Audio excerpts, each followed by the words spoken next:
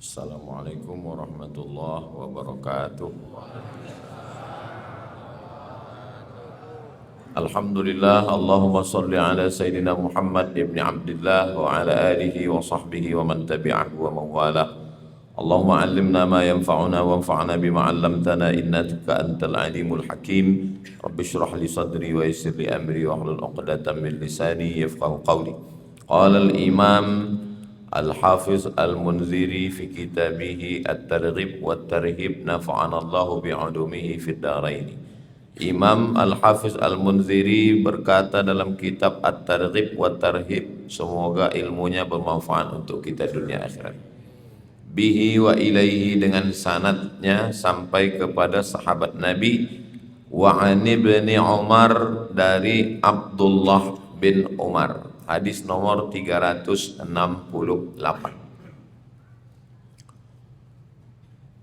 Abdullah bin Umar termasuk satu di antara sahabat Nabi yang banyak meriwayatkan hadis. Kenapa dia bisa banyak meriwayatkan hadis?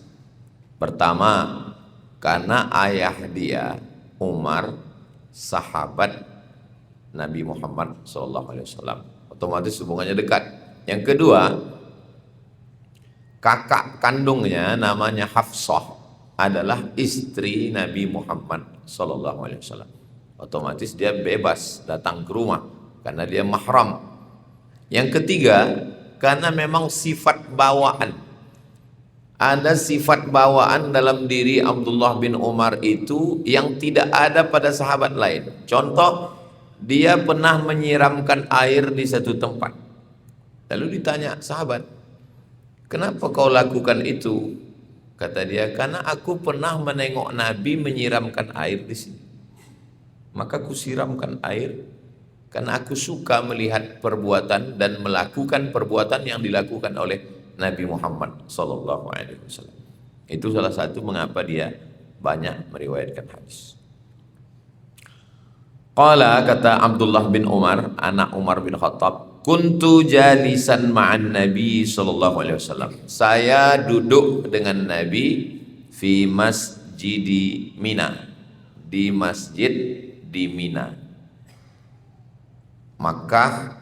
Habis itu wukuf di padang Arafah, habis itu mabit di Muzdalifah, dari Muzdalifah ke Mina. Waktu di Mina itulah terjadinya ini. Fa'atahu rajulun minal ansar, datang seorang laki-laki dari Ansar. Sahabat yang pindah dari Makkah ke Madinah namanya Muhajirin. Sahabat yang menunggu menolong di Madinah namanya Ansor. Ansor ini terbagi dua, satu suku Aus, satu suku Khazraj. Nah, ini yang datang ini dari Ansor, tak disebutkan namanya.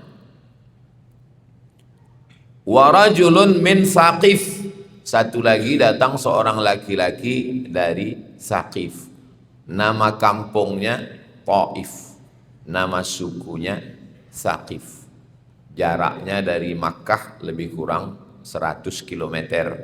Tempat Nabi hijrah waktu dilempar pakai batu, berlindung di balik bukit. Nah, ini suku Saqif. Setelah mereka masuk Islam, haji, datang bertanya ke Nabi. Dua orang datang bertanya, satu dari Ansor, satu dari Saqif. Fasallama, mengucapkan salam. Dianjurkan kalau berjumpa mengucapkan salam, yang mulia dengan yang rendah. Yang rendah dulu mengucapkan salam. Mereka dulu mengucapkan salam ke Nabi, assalamu alayka ya Rasulullah. Summa qala, kemudian mereka berkata, apa kata mereka? Ya Rasulullah, ji'na nas'aluka, kami datang kepada engkau mau bertanya. Ini menunjukkan bahwa Nabi itu bukan orang yang eksklusif, orang yang tidak boleh berdialog. Satu-satunya yang tidak ada dialog tanya jawab hanya khutbah Jumat. Selain itu Nabi berdialog. Banyak ayat-ayat Al-Quran itu adalah jawaban dari pertanyaan jamaah.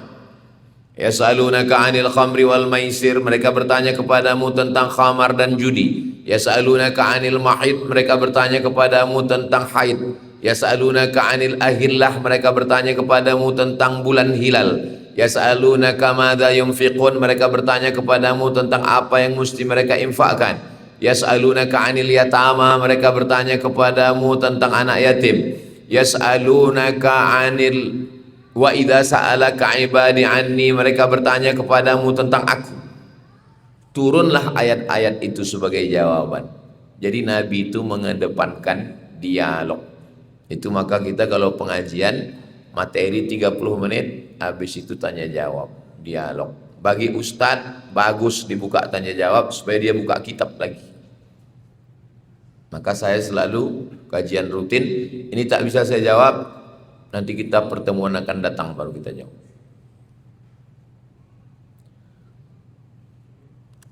Apa jawab Nabi?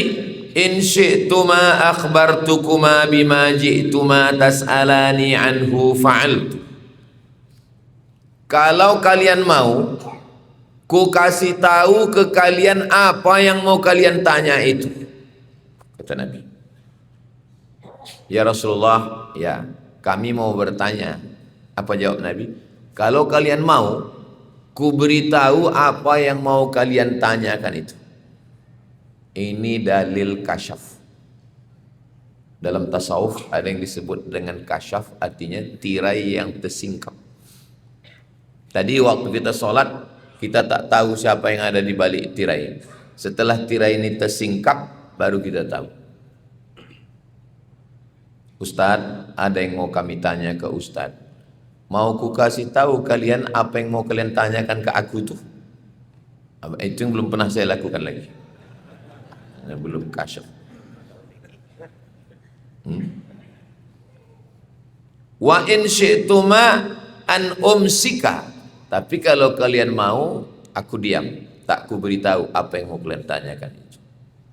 Wa tas'alani, dan kalian bertanya kepadaku, nanti ku jawab. Fa'altu. Faqala, maka dua orang ini berkata, akhbirna ya Rasulullah. Apa kata mereka? Beritahulah kepada kami apa yang mau kami tanyakan kepadamu. Faqala Tsaqafi lil Ansar, orang Tsaqafi tadi bertanya kepada Ansari, sal, tanya ke Nabi. Akhbirni ya Rasulullah, beritahukan kepadaku ya Rasulullah, apa yang mau kutanya ke engkau, kasih tahu ke aku, apa yang mau kutanya ke engkau. Faqala, kata Nabi, ji'tani tas'aluni an makharijika min baitika ta'ummal baital haram wa ma laka fi. Kau mau bertanya ke aku bahwa kalau keluar dari rumah lalu menjadi imam di Masjidil Haram pahalanya apa? Wa an raka'ataika ba'da tawafi wa ma laka fihima. Selesai tawaf, solat sunat tawaf di belakang makam Ibrahim, balasan pahalanya apa? Wa ma tawafika bainas safa wal marwata wa ma laka fih. Sa'i antara safa ke marwah, balasannya apa?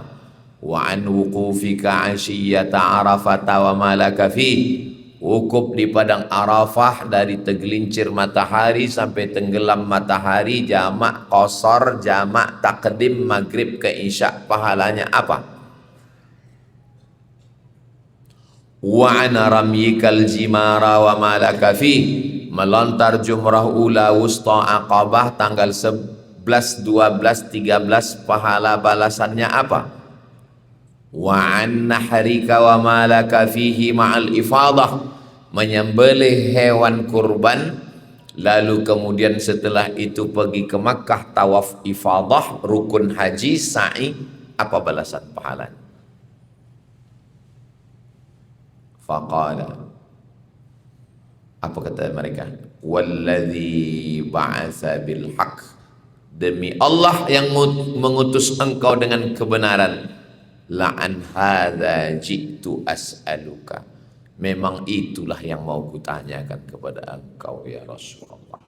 Tapi jangan gara-gara ini lalu berzikir mau tahu isi hati orang. Saya pernah tausiah di Jalan Sudirman ini.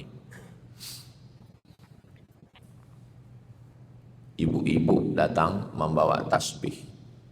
Selesai pengajian, Ustadz, ada yang mau saya tanya ke Ustadz. Apa namanya? Kenapa tak bertanya tadi waktu orang ramai? Karena ini rahasia.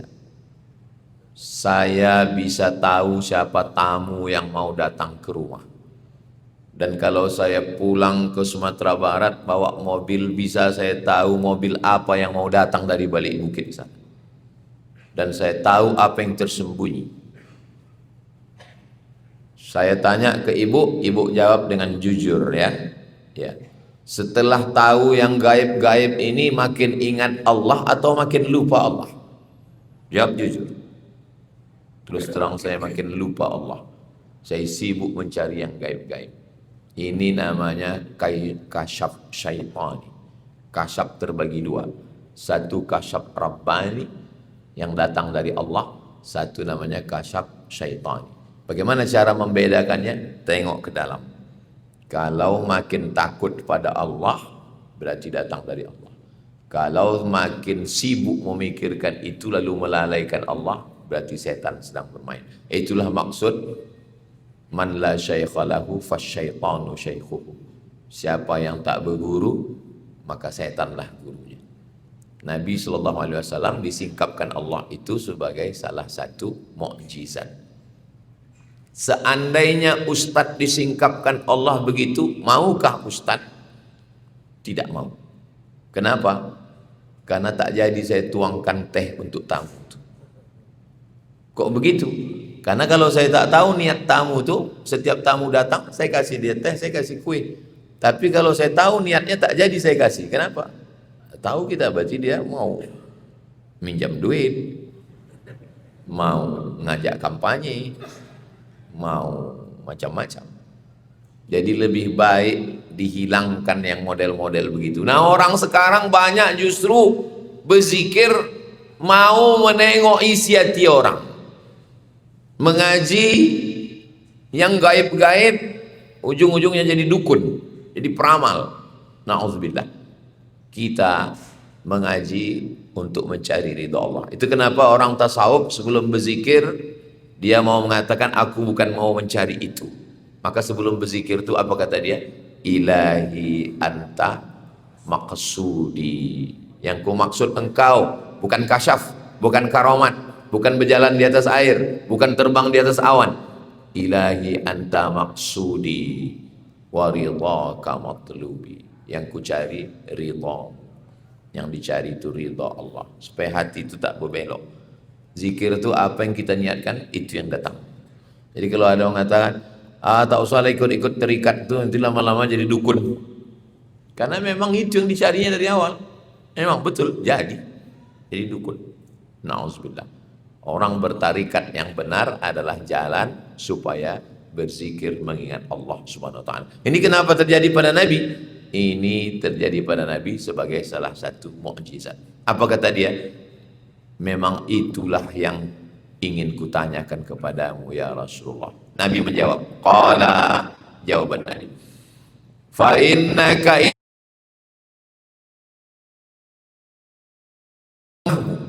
ta'ummul baital harama la tada'una qattaka khuffan. Lalu kemudian engkau tambatkan untamu, la tarfa'uhu illa kutiba laka bihi hasanatan, la illa kutiba laka bihi hasanatun. Ketika kau tambatkan untamu berangkat dari rumah untuk haji ke Masjidil Haram, kau tambatkan untamu, begitu kau lepaskan talinya maka dituliskan untuk engkau hasanatun, satu pahala. Wa muhya anka khati'atun, diampunkan, dihapuskan. Muhya, dihapuskan satu dosa.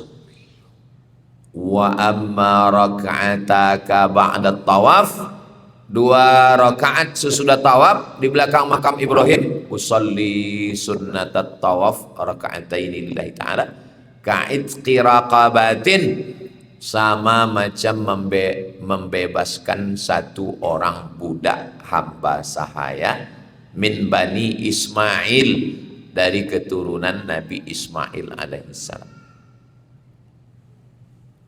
Wa amma tawafuka baina Safa wal Marwah, sa'i dari Safa ke Marwah, ka'itqi sab'ina raqabah, dapat pahala macam membebaskan 60 budak, 70 budak hamba sahaya. Ini cara Islam menghapuskan budak. Zaman sekarang tak ada lagi budak. Kalaupun ada budak Melayu di Bengkalis, budak sudah tak ada lagi. Zaman dulu perbudakan masih ada. Bapak Ibu masih ingat hari Ahad, hari Minggu ada cerita perbudakan? Tuannya sangat kejam, namanya Tuan Baron. Nama budaknya Little Missy. Masih ingat? Nah, yang ingat berarti udah tua. Itu menceritakan tentang perbudakan di Amerika, di Eropa. Orang-orang kulit hitam dari Afrika itu dibawa menjadi budak. Jadi yang hitam-hitam di Amerika itu dulu nenek moyangnya itu budak. Michael Jackson itu termasuk budak.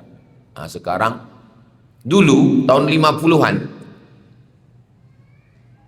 orang berkulit hitam tak boleh kuliah. Yang boleh kuliah hanya berkulit putih. Ada satu perempuan kulit hitam, cerdas, mau kuliah. Dibuatkan satu kursi di luar kelas. Mereka ini rasis. Orang Amerika, Eropa itu sampai hari ini sebetulnya rasis. Dia menengok yang selain suku dia itu kelas 2, second community. Makanya Belanda dulu waktu datang ke negeri kita, mereka menganggap kita ini setengah binatang. Dialah yang paling mulia bangsa ras kulit putih. Ketika Nabi Muhammad SAW datang, tak dibedakan mana kulit hitam, mana kulit putih. Makanya Nabi waktu sampai ke kota Makkah, setelah dihancurkan 360 berhala, yang disuruhnya naik azan ke atas Ka'bah. Naik ke atas Ka'bah itu mengumandangkan azan yang berkulit hitam. Namanya Bilal bin Rabah. Yang memeluk Nabi berkulit hitam. Kata dia, aku mau memeluk engkau ya Rasulullah, karena aku berkulit hitam, aku budak, aku miskin, aku tak yakin nanti jumpa dengan engkau. Apa kata Nabi? Al-mar'u ma'aman ahab. Orang akan bersama dengan siapa yang dia cintai. Itulah inti ajaran Islam. Jadi sebetulnya sekarang inilah baru mereka tidak lagi membedakan. Dulu di Amerika ada gerakan namanya Ku Klux Klan. Yang kulit putih berkuasa, kulit hitam bakar. Afrika Selatan termasuk korban dari politik kulit putih. Nama politiknya apartheid. Apartheid yang kulit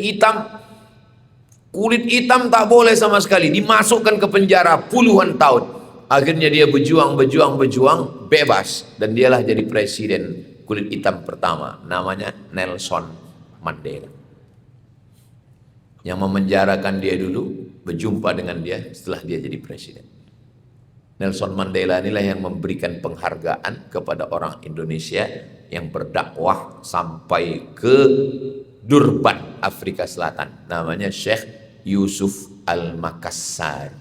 Syekh Yusuf Makassar dibuang oleh Belanda ke Ceylon. Ceylon itu sekarang Sri Lanka. Islam orang Sri Lanka. Dibuang lagi ke Durban, Islam orang Afrika Selatan. Menurut Belanda, ini kalau Yusuf ini dibuang, dia akan stres, depresi. Tak stres.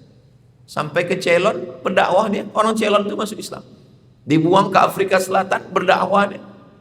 Hari ini makamnya, masjidnya, salah satu dibangun oleh sumbangan Presiden Soeharto di Afrika Selatan. Panjang umur, sehat badan, nanti kita akan berjalan ke Afrika Selatan, insyaallah. Ongkos tanggung masing-masing. Wa amma wuqufuka asyiyata Arafah. Adapun wukuf engkau di padang Arafah petang dari mulai zuhur sampai tenggelam matahari, fa innallaha ta'ala yahbitu ila sama'id dunya, maka Allah Subhanahu wa ta'ala turun dari langit ke langit dunia. Hadis yang model begini mesti ditakwil menurut ahli sunnah wal jamaah. Karena kalau dipahami Tuhan itu duduk di atas aras, lalu waktu tanggal 9 padang Arafah dia turun, lalu siapa pula di atas sana? Tuhan duduk di atas aras, lalu sepertiga malam turun dia. Sepertiga malam di Jepang dengan sepertiga malam di Indonesia kan tak sama. Dia di atas, turun dia ke Jepang, naik lagi, turun dia lagi, naik lagi, turun lagi. Itu bukan Tuhan, itu teh celup. Belajar akidah baik-baik. Ini masjid besar, jamaah banyak. Mesti dalam 1 bulan minimal sekali belajar akidah. Sifat 20. Ustaz Al-Nab mengajar akidah. Sebab banyak sekarang orang sesat akidah. Dibilangnya Tuhan duduk di atas. Ini jelas ayatnya. Mana ayatnya? Ini Ar-Rahman 'alal 'arsy istawa. Ayat itu mesti ditakwil karena ada ayat lain. Mana ayat lain? Laisa kamitslihi syai'un. Allah tak sama dengan makhluk. Ada 2 ayat lain. Mana satu lagi? Walam yakul lahu kufuwan ahad. Lalu apa maksud Allah duduk di atas arsy? Maksudnya Allah Maha Kuasa. Bukan dia naik turun naik turun naik turun. Sama dengan makhluk, sama macam saya, naik ini habis ini turun, habis itu naik lagi, habis itu turun lagi. Lalu apa maksud ini? Rahmat Allah turun pada hari Arafah, turun rahmat Allah Subhanahu wa taala. Adapun Allah, dia tidak naik, dia tidak turun, dia tidak bertempat. Allah menciptakan tempat, Allah menciptakan waktu, barulah tempat dan waktu itu ada. Sebagaimana Allah sebelum ada aras, sebelum ada tempat, begitulah Allah setelah ada aras. Bukan berarti dia tak bertempat, setelah itu diciptakannya aras, duduk dia di atas aras. Na'udzubillah. Allah maujud bila makan. Allah ada tanpa tempat, tidak bisa dia dihukum dengan tempat dan waktu karena dia tak sama dengan makhluk. Mukhalafatuhu lil hawadis. Kaji sifat 20 Imam Abul Hasan Al-Asy'ari. Fayubahi bikumul malaikah. Allah membangga kalian kepada semua malaikat. Dulu waktu Allah mau menciptakan malaikat, waktu Allah mau menciptakan manusia, malaikat komplain, ataj'alu fiha may yufsidu fiha wa yasfikud dima. Untuk apa kau ciptakan mereka? Mereka akan menumpahkan darah, mereka akan berkelahi, mereka akan berperang. Apa jawab Allah? Inni a'lamu ma la ta'lamu. Aku lebih tahu, kamu tak tahu. Maka ketika berkumpul di padang Arafah itu 5 juta orang, itu pun karena kuota. Kalau tidak karena kuota, penuh padang Arafah. Apa kata Allah? Membanggakan kepada para malaikat. Malaikat, inilah dulu makhluk yang kalian katakan akan berkelahi, akan berperang. Tengok, mereka berkumpul padahal mereka tak pernah menengok aku, padahal mereka tak pernah menengok surgaku, padahal mereka tak pernah menengok nerakaku, tapi mereka percaya kepada aku. Mudah-mudahan kita termasuk yang dibanggakan Allah Ta'ala kepada para malaikat. Hari 360 dalam setahun. Hari apa yang paling mulia? Hari Arafah. Malam 360 malam dalam setahun. Malam apa yang paling mulia? Malam Lailatul Qadar. Sepakat ulama. Malam paling mulia, malam Lailatul Qadar. Siang yang paling mulia, siang Arafah. Bedanya, Lailatul Qadar kita tak tahu kapan. Kalau Arafah kita tahu kapan. Tanggal 9 Zulhijjah. Itulah kenapa orang berlomba-lomba mau ke padang Arafah, mau mendapatkan rahmat Allah. Kita yang ada di Pekanbaru, karena tidak bisa ke padang Arafah, maka kita melaksanakan puasa Arafah. Dan ada namanya ta'rif. Ta'rif itu artinya berzikir petang tanggal 9 macam orang berzikir di padang Arafah. Itulah yang dilakukan oleh, dibimbing langsung Ustaz Al-Nab di Masjid An-Nur. Kami kok nggak pernah tahu Pak Ustaz? Karena tak cari tahu. Kalau mencari tahu info, ikut ke An-Nur. Mudah-mudahan tanggal 9 tahun depan masih ada, insya Allah.